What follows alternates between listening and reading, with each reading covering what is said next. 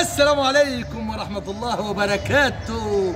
عمو جمال رجع لكم في مثل جديد، والكل مثل ليه حكاية وليه رواية من البداية للنهاية. حكايات فاتت بس حكمتها مش ماتت، حكايات مفيدة هي قديمة بس كل ما تسمعها تلاقيها جديدة. النهاردة معاكم عمو جمال في مثل جديد، مثل كلنا بنقوله كبير وصغير. استنوني هقول لكم ايه هو المثل.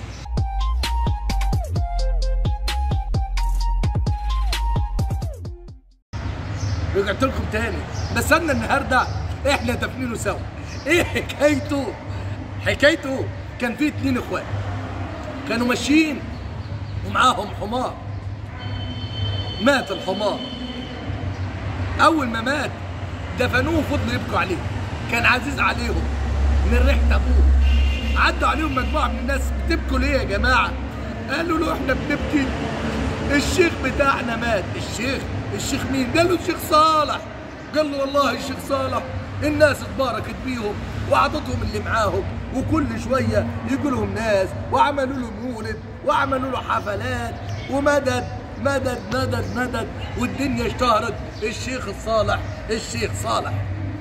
وفي يوم من الايام ولف بعد سنين وبعد شهور وايام كتيره قوي، جت بضاعه وجت فلوس لعم الشيخ صالح دوت، فلوس كتير قوي.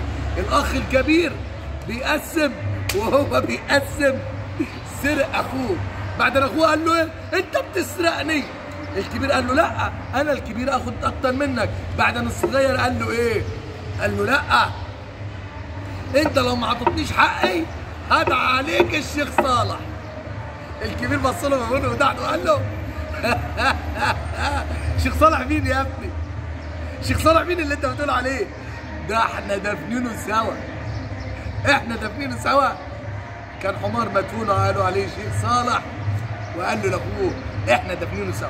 استنوني في مثل جديد وحكايه جديده من امثالنا الشعبيه المصريه الجميله. ما تنسوش تعملوا اشتراك في القناه ودعم وفعلوا الجرس، والسلام عليكم.